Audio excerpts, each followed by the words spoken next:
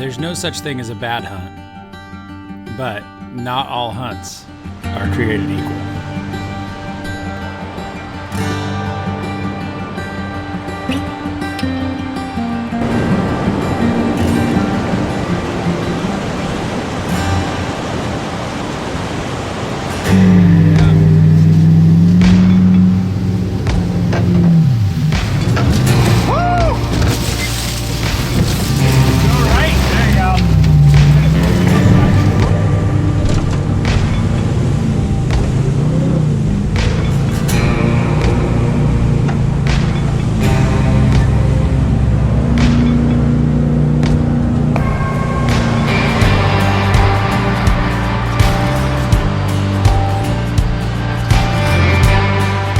My friends, and welcome to another exciting adventure into God's limitless outdoors. We are well into our season with a bunch of bears under our belt, and we've headed back in and we're hunting some brutal country.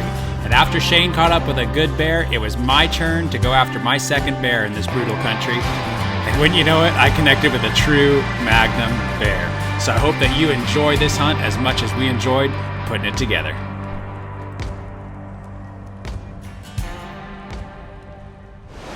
Alright, well, we have taken one bear already and we're down to our very last tag here for the three of us.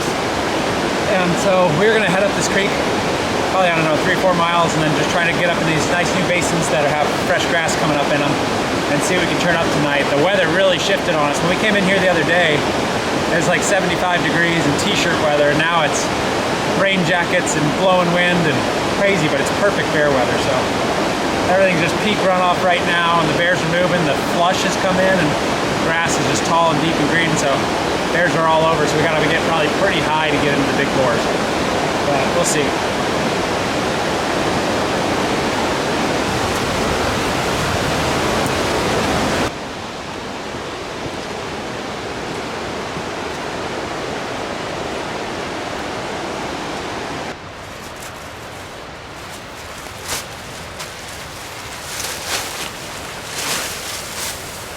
It's just raining off and on, so we're gonna get our tent set up so we can get our gear inside, and then we're gonna bust up here, and from this knob we can see just 360 premium MAGNUM boar country. So it's awesome. We're hiked up in here probably around 3.5 to 4 miles, and just a beautiful spot. I've never hunted here before. Colton's the first one to do it.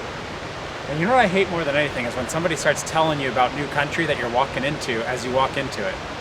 Because I was thinking about it on the way in. If you've ever watched a movie before, and everybody's told you this movie's really great, and then you're sitting there and somebody else has watched it and they're like, oh, wait for this next part. They think, wait for this next part. And that is the way it is for me, because I love hunting new country. And I know I'm not the first person that's ever been in there, but man, when somebody tells you, oh, around this corner there's this creek, I love letting the country unfold just like a story to you. And as you go into new country, every drainage has a different story to it, and it has all these cool ridges and all this cool stuff, and you never know where the animals are going to be, but you're figuring it out. It's kind of like watching a really good movie. And so if somebody's ever been in a drainage ahead of me, I just like them to tell me, you can't wait until you see what is up this drainage, and then you just let the story unfold, because we don't even know what's going to happen up here tonight or tomorrow. There's a story being written right now as we go, and we're going to see a bear in some strange new spot, and then we're going to try and figure out how to get in on it, and then we're going to kill it. We're going to camp and have all sorts of fun and just enjoy this beautiful spot. So much hope ahead of us.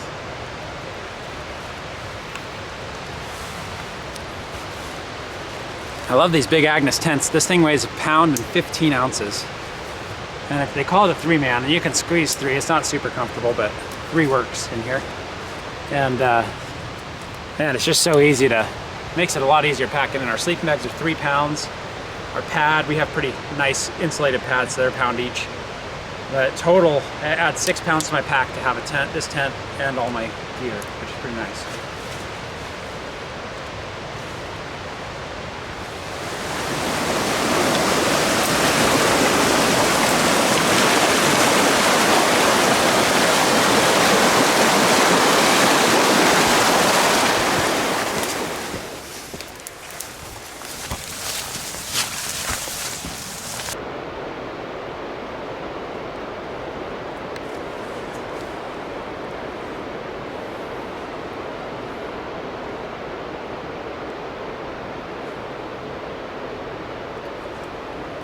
Oh, we got us a mini version of what we're looking for. It looks about the size of a wolverine. And we're looking for a magnum bear. It needs to be at least 10 pounds bigger.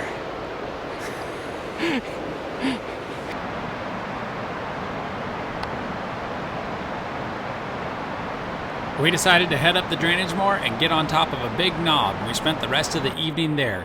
From there, we only churned up a sow and a cub, so we headed back to camp, got some sleep, and went down the drainage to some good grassy basins we'd seen a couple of days earlier, and decided to poke around and see if we could turn up a good bear.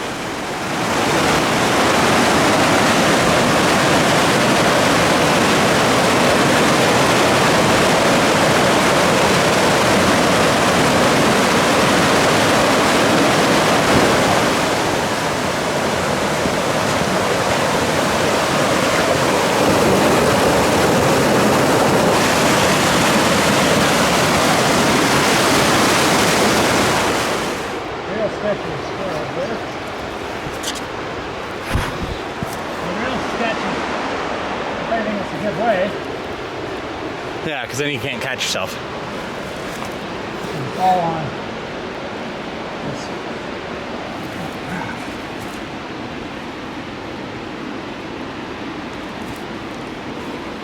Okay, well, we have separated out from Shane. He's just going to kind of take the last day here easy. We got about 24 hours before we absolutely have to leave. Got to preach tomorrow, but Colton and I, we were looking on Basemap, and this goes up into a big basin, and then there's another basin that we couldn't see, and it's just got that beautiful bright green grass in it that the bears like.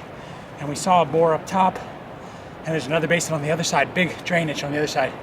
That just looks amazing. So we came down like 600 feet in elevation. Now we gotta go back up. We're gonna end up going up like 2,500, 3,000 feet. But we'll see where we find the bears. We got all of our camping stuff with us, so we're a little bit heavier. But the nice thing about that is if the dark catches up with us before we can catch up with a bear, and we find one right in the evening, we can stake out right on top of them. And they're not moving a whole lot this year. We've seen a couple elk cows with calves, and Colton really thinks that the bears are starting to move in on them. And so I think that these bears are going to be kind of working this upper area here where the calving grounds were. We'll see. We're going to get in some good vantage points and see if we can turn up a bear this evening. Got to pound a lot of elevation before we get there, though.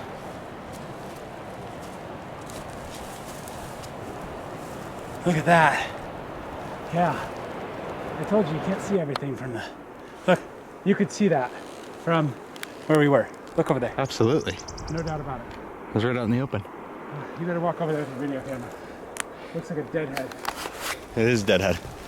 Here.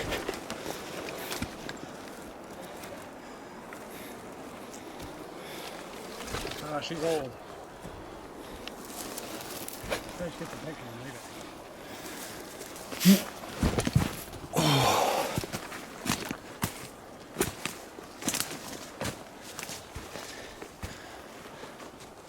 That is cool. Where'd you get the horn at? What does that tell you? A lot. Bring it up here on the bridge and take pictures.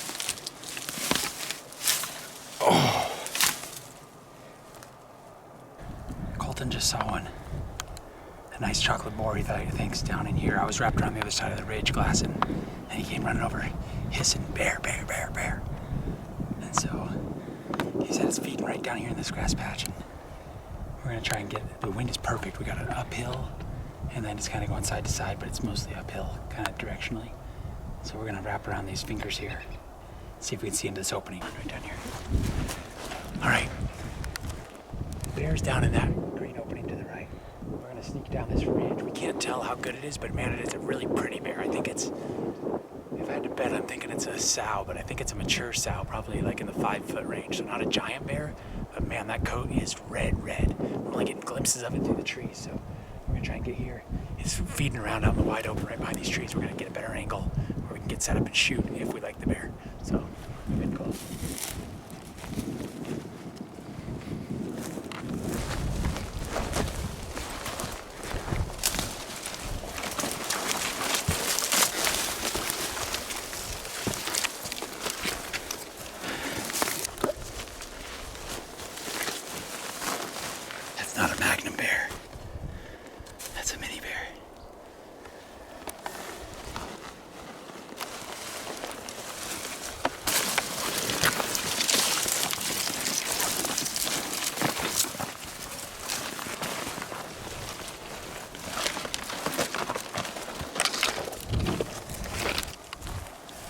when I get towards the final end of a stalk like this, like I think we're a few hundred yards right now, but if things start to go sideways and I want to take the bear, I want to already kind of know some different ranges. So like if you look down here, I got the green hillside. Show it, Colton.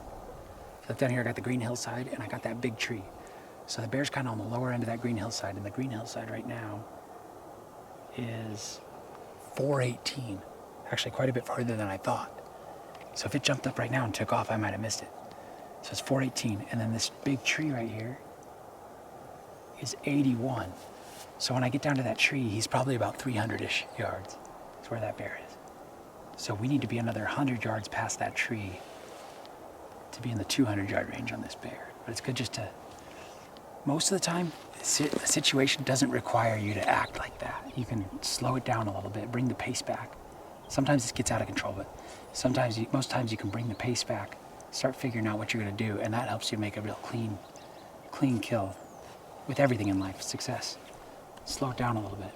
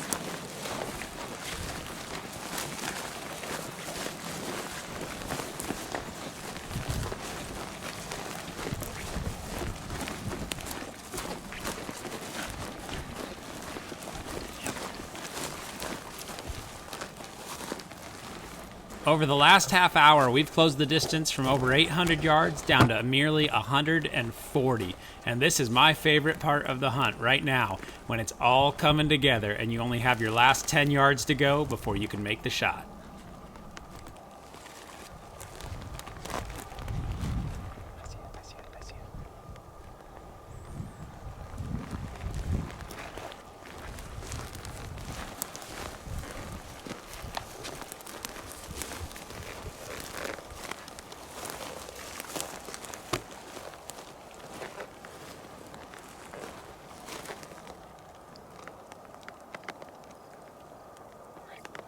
I think that's her.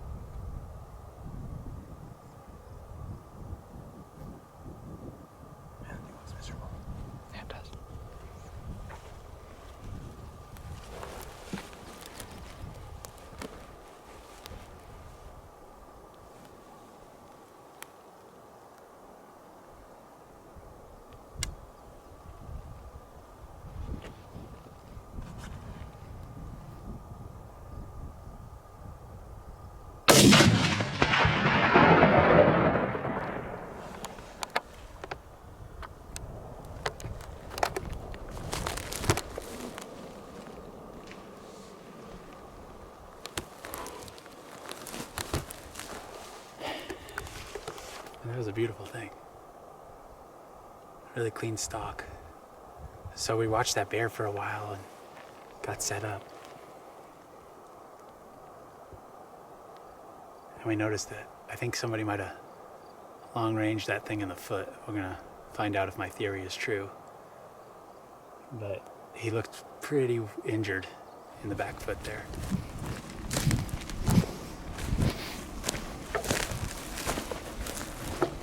Real nice little draw in.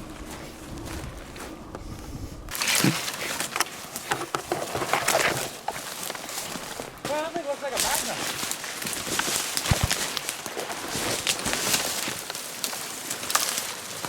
Yeah, that's cool. It's got a pool. Perfect shot. You got that? Yeah.